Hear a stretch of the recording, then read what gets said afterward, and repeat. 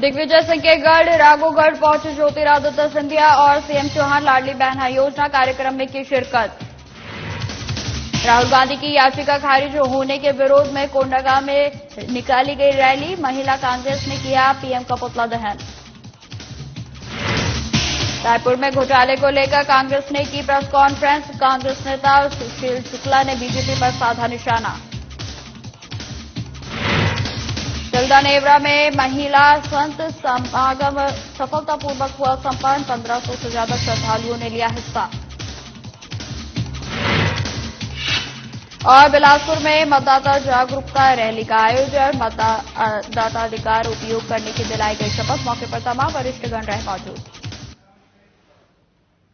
नमस्कार, स्वागत है आप सभी का मध्य प्रदेश और छत्तीसगढ़ की खबरों में। मैं आपके साथ निकिता कश्यप। बुलेटिन की शुरुआत करते हैं। गुना जिले में मध्य प्रदेश के पूर्व मुख्यमंत्री दिग्विजय सिंह के गढ़ राघोगढ़ में लाडली बहना योजना कार्यक्रम में केंद्रीय मंत्री ज्योतिरादित्य सिंधिया और मुख्यमंत्री शिवराज सिंह चौहान ने शिरकत की। इस दौरान सीएम चौहान ने लाडली बहना योजना का शुभारंभ किया। वहीं जिले में महिलाओं को संबोधित कर सीएम ने लाडली बहना योजना के बारे में जानकारी दी। कार्यक्रम के दौरान शिवराज सिंह कैबिनेट के कई मंत्री भी मौजूद रहे। मंच से सीएम ने कई विकास कार्यों का लोकार्पण किया। इस दौरान दोनों ही नेताओं ने जमकर कांग्रेस पर निशाना साधा।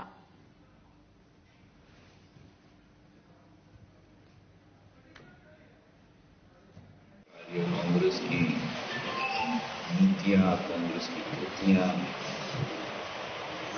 मैं तो ये मानता हूं कि जो ये घटना हुई, जो भी व्यक्ति, मैं मानता हूं कि सख्त से सख्त सजा उसे मिलनी चाहिए। ये किसी धर्म या पार्टी या क्षेत्र का विषय नहीं है। ये आदिवासियों और आदिवासी समाज के सम्मान का विषय है।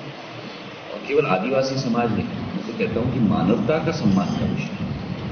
और उसी दिन एनएसए उस व्यक्ति पर डाला गया था, नेशनल सिक्योरिटी एक्ट। उसी दिन उस व्यक्ति को अरेस्ट किया गया था। उसी दिन उस पर कार्रवाई हुई थी। और कोई भी इस व्यक्ति को माफ नहीं करेगा, चाहे वो सरकार हो, चाहे वो आमजन हो।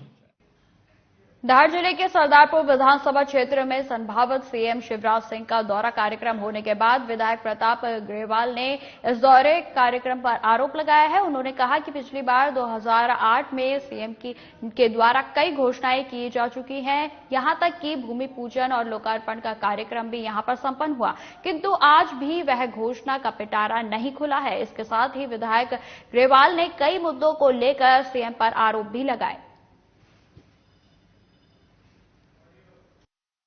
देश के माननीय मुख्यमंत्री जी से यह मांग है कि माननीय मुख्यमंत्री जी पूर्व की घोषणाएं पूरी करें। आप पहले भी जब सरदारपुर विधानसभा क्षेत्र में आए थे, रिंगनोद जलाशय की घोषणा, अंधेरा को तहसील बनाने की घोषणा, 2017 में किसानों को भावांतर देने की घोषणा, और जो सरदारपुर राजगढ़ के नगर परिषद के साथ में जो भेदभाव किया जा रहा है, और जिस प्रकार से हमने ज्ञापन दिया था यहाँ की सीएमओ को हटाने को लेकर के, आज राजगढ़ में खेल स्टेडियम की जमीन का आवंटन नहीं हुआ है, टंटे मामा की प्रतिमा के लिए जमीन का आवंटन नहीं हुआ, मांगली भवन के लिए जमीन का आवंटन नहीं हुआ। वहीं सरदारपुर में वीर भगत सिंह जी की प्रतिमा के लिए भी जमीन का आवंटन नहीं हुआ है। इस बात को लेकर के आज प्रेस वार्ता आयोजित की है। माननीय मुख्यमंत्री जी से मैं आग्रह करता हूं कि घोषणा के साए से कब बाहर आएगा सरदारपुर। आप अपनी यहां आ तो रहे, आपका इस क्षेत्र की जनता, किसान जनता सब स्वागत करती है, लेकिन आपकी पूर्व की घोषणाएं पूरी करें मुख्यमंत्री जी। इस बात को लेकर के आज प्रेस वार्ता। अब खबर तिल्दा नेवरा से है, जहां संत निरंकारी मिशन के दुर्ग और रायपुर जोन का जोनल स्तरीय महिला संत समागम तिल्दा के संत निरंकारी सत्संग भवन में संपन्न हुआ। वहीं इस कार्यक्रम में 1500 से अधिक की संख्या निरंकारी श्रद्धालुओं ने भाग लिया। वहीं कार्यक्रम में दिल्ली से पधारे उर्मिल जिंदल ने मुख्य अतिथि के रूप में अपना आशीर्वाद दिया।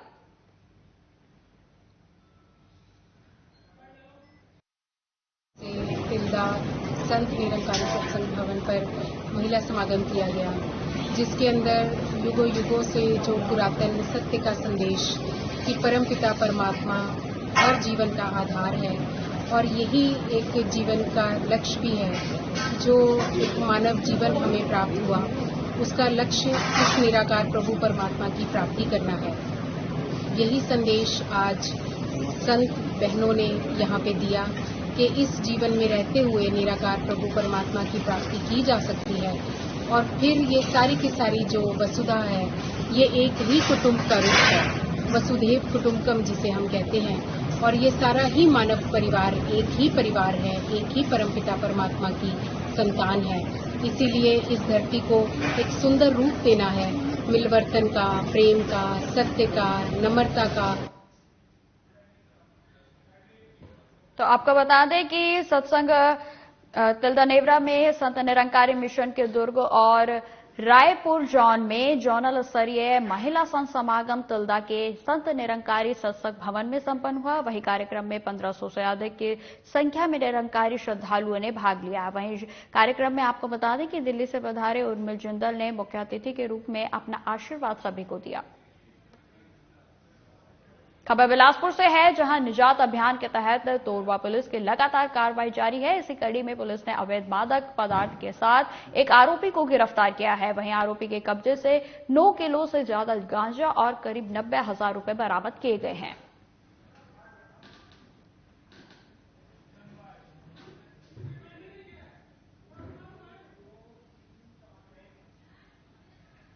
अब खबर बिलासपुर से है, जहां मतदाता जागरूकता कार्यक्रम स्वीप के अंतर्गत आदर्श औद्योगिक प्रशिक्षण संस्था कोनी में बेरोजगारी भत्ता प्राप्त हितग्राहियों के कौशल प्रशिक्षण के लिए काउंसलिंग कार्यक्रम का महाविद्यालय के प्राचार्य, प्रशिक्षकों, विद्यार्थियों सहित सभी निर्वाचकों ने मताधिकार का उपयोग करने की शपथ दिलाई गई। वहीं इस दौरान रैली का भी आयोजन किया गया। तो आपको बता दें कि कार्यक्रम के द्वारा सीधा संदेश दिया गया है कि अपने मतदान का प्रयोग करें और मतदान जरूर करने जाएं। तो ये जो आप तस्वीरें देख रहे हैं, इसमें सभी शिक्षकगण, अतिथिगण और सभी लोग जो है शामिल हुए, जहां पर अपने मतदान को लेकर उसका महत्व और शपथ दिलाई गई और साथ ही मतदाताओं को मतदान का अधिकार व उसके महत्व के बारे में भी जानकारी विस्तृत से दी गई।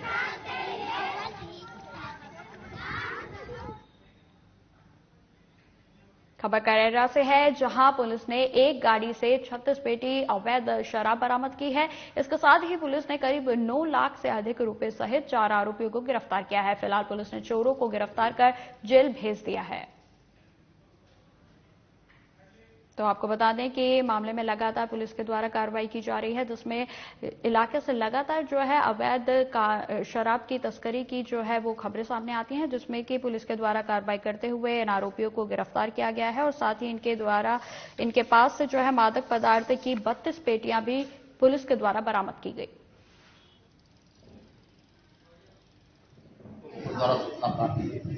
एक स्कॉर्पियो काली रंग की गाड़ी में अवैध रूप से शराब भरकर द्वितीय तरफ से आ रही है। उक्त वाहन के संबंध में मसावरी तराई पर चेकिंग लगाई गई। कुछ देर बाद एक मोटरसाइकिल आगे चल रही थी, जो रोड क्लियर कर रही थी, उसको पकड़ा गया। उसके जस्ट पीछे एक स्कॉर्पियो गाड़ी थी, उसको पकड़ा गया। स्कॉर्पियो गाड़ी में 3 आरोपी बैठे थे। उसके अंदर चेक किया गया, उसमें 36 पेटी देसी ग्लैंड प्राप्त हुई थी। 4 आरोपियों को गिरफ्तार किया गया है। गाड़ी को जब्त किया गया है, मोटरसाइकिल को जब्त किया गया है। आरोपियों को विरुद्ध धारा 34 को तहत कार्रवाई की गई है। करीब 10 लाख का माल बरामद किया गया है। तो पूर्व में भी इन पर कोई अपराध दर्ज है जो पकड़े हैं? आरोपी को संबंध में, चूंकि वो आरोपी दतिया जिले के रहने वाले हैं, इस संबंध में दतिया जिले से इनके अपराध रिकॉर्ड खंगाला जा रहा है। जैसे अपराध प्राप्त होगा वैसे आप इसके संबंध में आपको सूचित किया जाएगा। दारू सर कहाँ से आ रही थी भर में? दतिया। अब खबर मेहर से है, जहां के नादन देहात थाना क्षेत्र के कंचनपुर में महिलाओं के साथ दबंगों ने लाठी डंडों से जानलेवा हमला किया। मिली जानकारी के मुताबिक कंचनपुर में 2 गुटों में किसी बात में कहासुनी हो गई, जिसके बाद दबंगों ने बेरहमी से उन पर हमला किया। वहीं पीड़ित परिवार ने थाने में दबंगों के खिलाफ शिकायत दर्ज कराई है। फिलहाल पुलिस पूरे मामले की जांच पड़ताल में जुट गई है।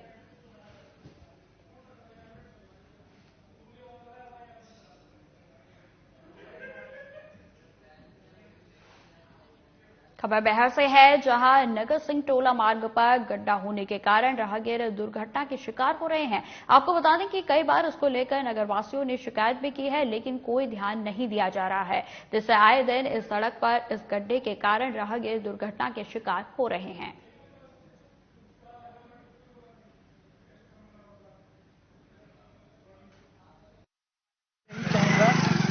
रोड में बहुत ज़्यादा गड्ढे हैं और हर साल होते हैं। जिम्मेदार विभाग जो है इस पर ध्यान नहीं देता। पूर्व में भी 1-2 एक्सीडेंट भी हो गए और 1-2 लोगों की मृत्यु भी हुई थी 1-2 साल पहले, लेकिन ये गड्ढा कभी परमानेंट नहीं सुधरा है। प्रशासन जवाबदार विभाग से यही अपन वो कर सकते हैं अनुरोध कि अच्छे से इस रोड की मरम्मत करें। इस रोड में बच्चे भी बहुत सारे गुजरते हैं, स्कूल है पास में, उनका भी खतरा रहता है। फिर बात कर रहे हैं बैरियर से जाने वाले मार्ग पर यहाँ पर एक विशाल का गड्ढा हो चुका है, यहाँ पर रोज प्रतिदिन राहगीर दुर्घटना के शिकार हो रहे हैं। कल भी यहाँ पर एक दुर्घटना हुआ जिस पर राहगीरों को चोट लगी है। ये जो गड्ढा है रोज दुर्घटना को आमंत्रित कर रहा है। नगरवासी लोक निर्माण विभाग से गुहार लगा रही है कि यहाँ पर बजरी डालकर डामरीकरण कर दे, जिससे दुर्घटना को रोका जा सकता है। साधना प्लस न्यूज चैनल से कैमरामैन अजय के साथ देवदत्त थानेसर भैया। अब खबर राजनांदगांव से है, जहां भगवान भोलेनाथ को समर्पित सावन के पवित्र महीने में सोमवार को भगवान महाकाल की प्रथम यात्रा निकाली जाएगी। आपको बता दें, ये यात्रा शिव भक्त पवन ढाका और नीलू शर्मा के नेतृत्व में सावन के सभी 8 सोमवार को निकाली जाएगी। वहीं आपको बता दें कि पहली महाकाल यात्रा 10 जुलाई दोपहर 3 बजे से नई हाट बाजार से निकलेगी। प्रेस क्लब में आयोजित पत्रकार वार्ता में शिव भक्त नीलू शर्मा ने पवन डांगा की उपस्थिति में पत्रकार वार्ता को संबोधित करते हुए सभी 8 महाकाल यात्राओं के बारे में विस्तार से जानकारी दी। इस दौरान मौके पर शिव भक्त निखिल द्विवेदी, कमल सोनी, मुकेश दुबे आदि भक्त मौजूद रहे। संस्कार धानी के रूप में जाना और पहचाना जाता है। राजनांदगांव में महाकाल यात्रा पिछले 2-3 वर्षों से बड़े ही धूमधाम से निकल रही है। इसमें एक महत्वपूर्ण चीज़ ये है कि जैसे उज्जैन में बाबा श्री चोलेश्वर महाराज की जो यात्रा निकलती है, जो शाही यात्रा निकलती है, वही यात्रा बाबा चोलेश्वर महाराज की जो शाही यात्रा राजनांदगांव में आदि हमारे पवन डागा जी, राजू डागा जी ये निकाल रहे हैं। ये राजनांदगांव के लिए बहुत ही गौरव की बात है, सौभाग्य की बात है कि उज्जैन के बाद अगर ये यात्रा कहीं निकल रही है तो वो राजनांदगांव है। तो ये इसकी गंभीरता भी बहुत अधिक है कि बहुत बड़े बड़े शहर हमारे देश में हैं, लेकिन ये राजा चोलेश्वर महाराज की जो यात्रा है वो उज्जैन के बाद राजनांदगांव शहर में ही निकाली जा रही है। दूसरी जगह जो है वो यात्रा निकल रही है। ये हमारे राजनांदगांव के लिए बड़े गौरव और सौभाग्य की बात है। इस बार पुरुषोत्तम महीना है और सावन महीना 2 माह का है और 8 सोमवार इस 2 माह में पड़ेंगे। श्री राजेश्वर महाकाल मंदिर के द्वारा हर वर्ष महाशिवरात्रि में शोभा यात्रा निकाली जाती है भव्य।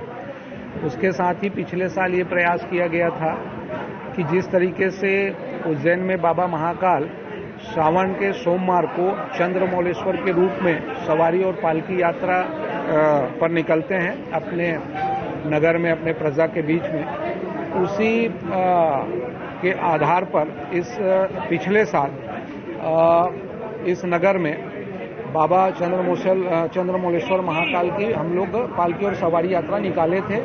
इस बार 8 सोमवार हैं, 4 सोमवार शहर में जो है यात्रा अलग अलग स्थानों से निकलेगी और 4 सोमवार जो है वो शहर के बकावंड ब्लॉक के तारापुर बनिया गांव पंचायतों में बंद हुए रेत खदानों के खुलेआम रेत माफिया नदी के पास जेसीबी लगाकर ट्रैक्टरों और डंपरों में लोड करके अवैध रेत का परिवहन कर रहे हैं, जिन्हें रोकने वाला कोई नहीं है। भले ही माइनिंग विभाग जरूर है, लेकिन इस मामले में कोई कार्रवाई नहीं करता है और विभाग भी कुंभकर्ण की नींद सोया हुआ है। पंचायत के जिम्मेदार प्रतिनिधि भी अवैध रेत खनन को रोकने के लिए कोई कोशिश नहीं करते हैं और अवैध रेत से भरी गाड़ियों को पंचायत से जाने की अनुमति दी जा रही है। इस मामले को लेकर स्थानीय पूर्व सरपंच ने आरोप लगाया है कि जिम्मेदार पंचायत के जनप्रतिनिधि अपनी आंखों को बंद कर चुके हैं, उन्हें कमीशन के अलावा कुछ और नहीं दिखता है। वहीं मामले की जानकारी मिलने के बाद अपर कलेक्टर ने तत्काल संज्ञान में लेने की बात कही और राजस्व की टीम को भेजकर तत्काल रोक लगाने की भी बात कही गई। तो आपको बता दें कि लगातार माइनिंग के जो अवैध कार्य है वो किया जा रहा है, लेकिन यहाँ पर देखने वाली बात यह है कि प्रशासन को इस सब की जानकारी है, लेकिन उसके बाद भी इस तरह के अवैध कार्य पर किसी तरीके की रोकथाम नहीं लगाई जा रही है। आखिर क्यों अधिकारियों के द्वारा ये खुलेआम माइनिंग को मंजूरी दी जा रही है, आखिर क्या ऐसा कारण है? तो वहीं आपको बता दें कि इसको लेकर कलेक्टर से भी बातचीत की गई है, जिसके बाद कलेक्टर ने संज्ञान लेने की बात कही और जिसमें इस समय की जा रही माइनिंग पर भी रोक लगाने की बात और आदेश उनके द्वारा दिया गया है। लेकिन यहां पर देखने वाली बात यह है कि सरेआम ये माफिया जो है रेत का खनन कर रहे हैं, जिस पर की रोक लगी हुई है, उसके बावजूद भी प्रशासन आंखें बंद कर सब कुछ देख रहा है।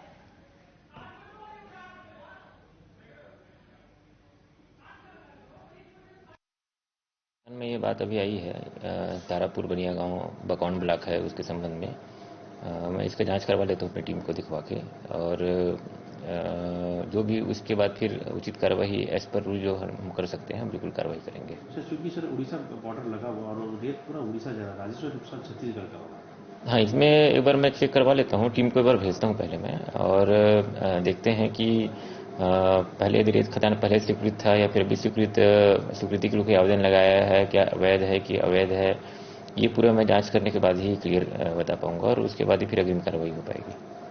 बस्तर विधानसभा के अंतर्गत विकासखंड बकौंड में अवैध रेत खनन का कार्य जोर शोर से चल रहा है। नियमतः 15 जून से 15 अक्टूबर तक के लिए खदानों को बंद किया जाता है, लेकिन यहाँ जोर शोर से यह कार्य चल रहा है। क्षेत्र की जनता परेशान है, सड़क की दुर्दशा हो चुकी है, देखने योग्य है। इस अवैध कार्य में स्थानीय जनप्रतिनिधियों का हाथ है। इस अवैध कार्य को रोकने के लिए खनिज विभाग, एसडीएम, तहसीलदार एवं प्रशासन किसी प्रकार की कार्रवाई। धमतरी के शिवचौक बनियापारा में बीते दिनों हुए चोरी का पुलिस ने खुलासा कर दिया है। चोरी के मामले में पुलिस ने एक आरोपी को गिरफ्तार किया है। वहीं आपको बता दें कि पुलिस ने आरोपी जिलानी हनीफ को गिरफ्तार कर रिमांड पर भी भेज दिया गया है, जिसके कब्जे से 3 लाख नकदी रकम सहित गोल्ड लोन के दस्तावेज बरामद किए गए हैं। फिलहाल आरोपी के खिलाफ चोरी का मामला दर्ज कर पुलिस आगे की कार्रवाई में जुट गई है। हुई थी 10-11 की दरमियानी रात को, जिसपे सुने मकान था। ये लोग हज के लिए गए हुए थे नागपुर। जब वहां से लौट के आए तो पता चला उनके घर से काफी जेवरात और नकदी की रकम गायब थे। इसमें उन्होंने थाने पे रिपोर्ट किया गया था और घटना स्थल का निरीक्षण करने के बाद जो इसमें कई चीजें लगी कि ये बाहर के गेंद के अलावा इंटरनली कोई चीज हो सकती है। पुलिस ने दोनों पॉइंट में इन्वेस्टिगेशन चालू किया। पॉइंट जो बाहर के हो सकते थे उस पर हम लोगों ने संभावित और इसके अलावा कॉल डिटेल और इसके सीसीटीवी फुटेज को खंगालना चालू किया। जब हम इस खंगालना चालू किए तो कुछ सस्पेक्ट चीज हमारे सामने आई, इसलिए उसे मालूम था कि यह परिवार बाहर जाने वाला है। इस पर उसने अंदर घुसकर जो ऊपर से बाजू वाले मकान से अंदर घुसा और उसके बाद उसने एक जगह बस उसको तोड़ने की जरूरत पड़ी, बाकी तो खुला मकान। उसमें ऑर्नामेंट और उसने कैश ले गए थे। कुछ ऑर्नामेंट बाद में उनके परिवारजनों को मिल गया था। बाकी इन्वेस्टिगेशन में इस व्यक्ति को पूछताछ की है। ये यहाँ से जो गोल्ड ले गया था उसको आईसीआई बैंक के 2 शाखाओं में जमा करके उससे छत्तीसगढ़ राज्य औद्योगिक विकास निगम अध्यक्ष नंद कुमार साय बस्तर प्रवास उपरांत धमतरी पहुंचे, जहां लौटते समय कुछ देर वह पीडब्ल्यूडी रेस्ट हाउस में भी रुके, जहां पर कांग्रेसियों ने उनका जोरदार स्वागत किया। वहीं आपको बता दें कि पत्रकारों से चर्चा करते हुए साय ने भारतीय जनता पार्टी की आलोचना की और साथ ही उन्होंने कहा कि छत्तीसगढ़ में भूपेश सरकार के द्वारा अनेक जनहितकारी कार्य किए गए हैं, जिससे आने वाले चुनाव में उसका लाभ भी अवश्य मिलेगा और कांग्रेस की सरकार छत्तीसगढ़ में दोबारा बनना तय है। कॉमन सिविल कोड जो है वो बहुत पहले से विषय में रहा है। देश के कोई दल से भी ऊपर बातें होती रही। कॉमन सिविल कोड को सभी लोगों को समझने का मामला है। भाई एक सामान्य प्रकार की जो नीतियां हैं वो सभी के लिए समान रूप से हों, सबके लिए एक जैसे हों।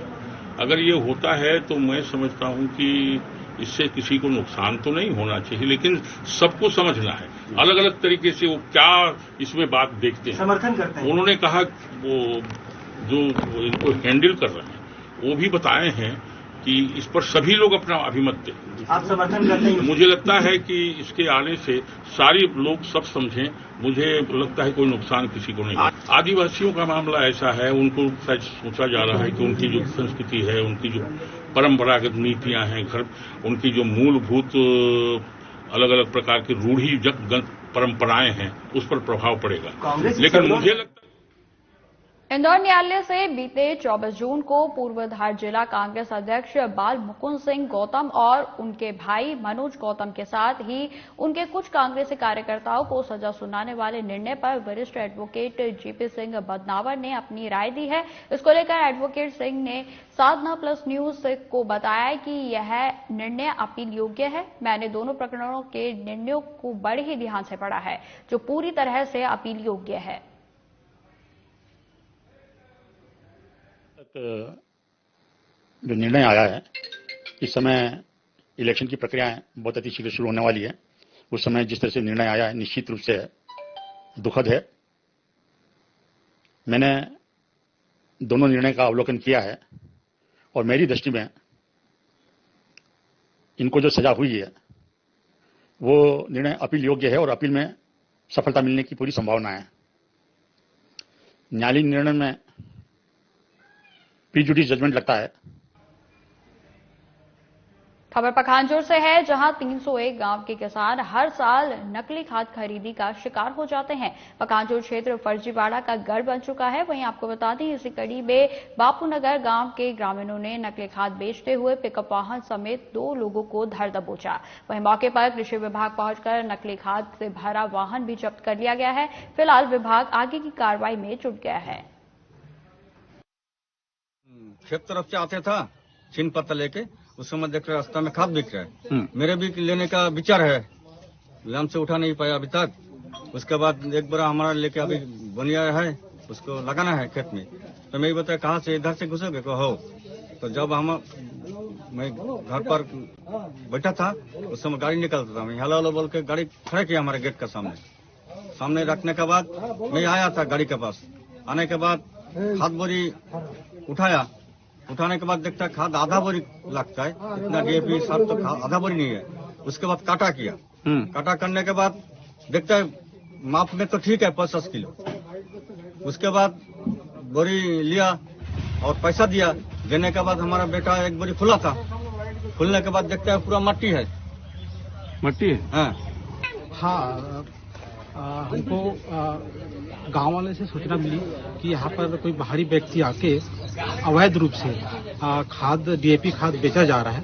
तो हमने मुस्तैदी से यहाँ पर आके छापा लगाया और छापा मारने से पता चला कि यहाँ पर कोई बाहरी व्यक्ति जो शायद रायपुर का व्यक्ति है, उसने यहाँ पर डीएपी खाद बेचा जा रहा था और हमारे द्वारा हम उनको जब्ती किए हैं और उसको पुलिस के सुपुर्द करने जा रहे हैं। प्रथम दृष्टिकोण से क्या मिला?